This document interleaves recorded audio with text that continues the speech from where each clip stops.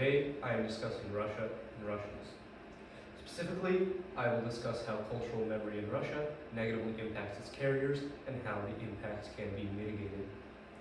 I will define cultural memory, cover its effects, both positive and negative, show its negative impact in the Russian Federation, and conclude with a resolution. First come the definitions. Cultural memory, according to Dinter 2023, is, quote, a framework which elucidates the relationship between the past and the present, end quote, and therefore preserves meaningful experiences and traditions over many generations. Cultural memory's primary beneficial quality is that it preserves an ethnicity's historical mythos. It does so by interpreting past events as from a collective point of view, as if they apply to the nation or ethnicity in question as a whole, rather than to an individual. This, in turn, creates common ground for the ethnicity in question, conducive to the unification thereof, and to the proactive retention of tradition. However, a strong cultural memory may prove problematic at times. The reasoning for this is that deliberate misrepresentation of an ethnicity's history makes said ethnicity vulnerable to manipulation on the grounds of that twisted history. Moreover, nostalgia for Auld Lang Syne, which cultural memory often emphasizes and promotes, is even more readily exploited. Now, despite the Russian Federation's cultural diversity, the focal point of this talk are ethnic Russians, who represent the legal and popular majority of the nation. Let us now look in some ways in which cultural Russian memory is exploited. With Russia's heavy involvement in war, it is not surprising that the nation has an extensive collective memory of conflict. It is therefore just as unsurprising to learn that such memory is heavily exploited by the state to bolster patriotism or justify its questionable actions. While all wars in which Russia was involved are suitable for this purpose, World War II is among the most used. In the former USSR, it is termed the Great Patriotic War and used to promote the Russian Federation as the Soviet Union's sole successor by destiny and right, and likewise destined to perform similarly concerning territorial gain and global domination.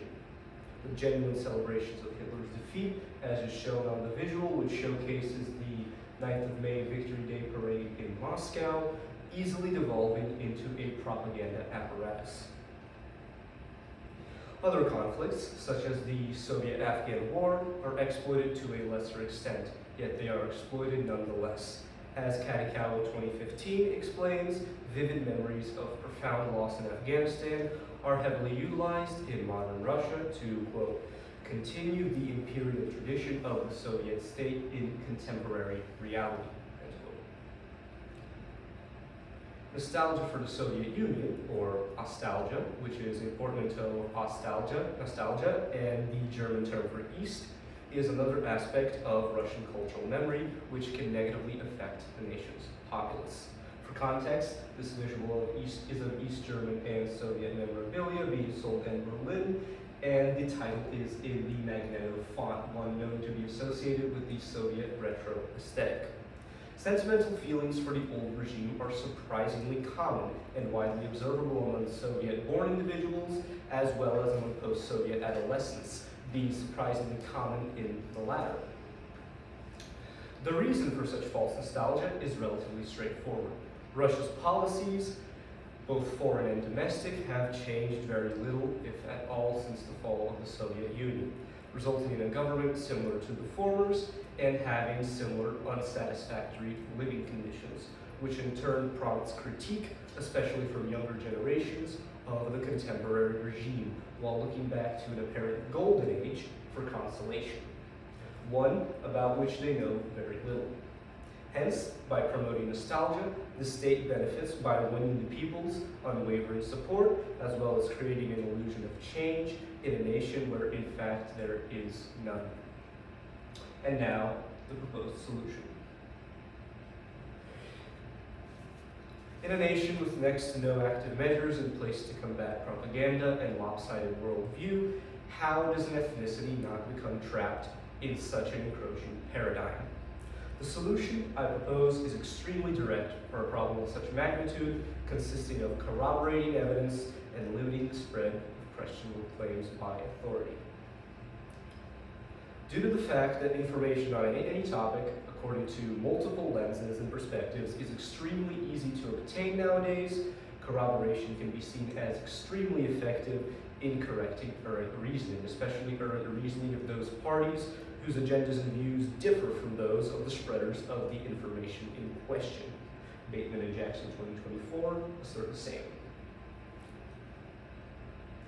Furthermore, not sharing controversies, especially those unearthed on mass media, naturally slows their spread and dulls their sensationalist qualities exponentially, therefore greatly inhibiting their effect on the general public.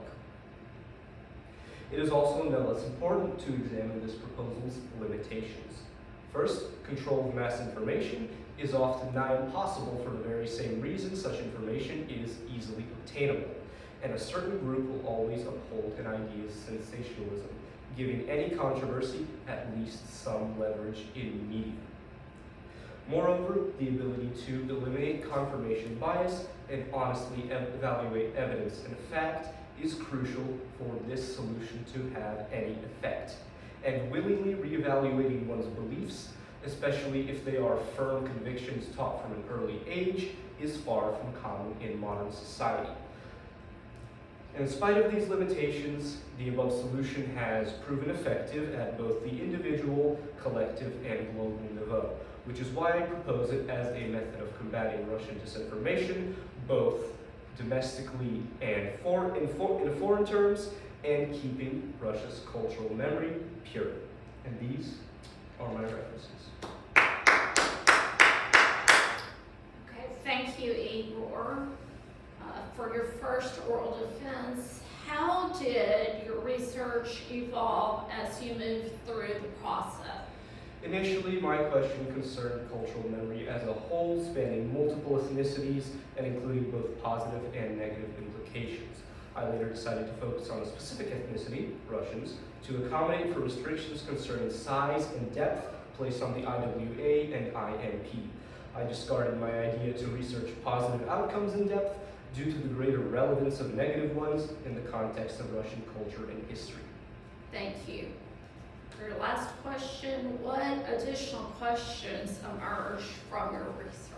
Some additional questions that emerge are how Russian cultural memory affects people globally when compared to domestically, the topic of Soviet pre-revolutionary and cultural memory prior to that in Russian history, and their effects, and whether cultural memory in other nations has such a profound negative impact on society as opposed to their positive implications. Thank you.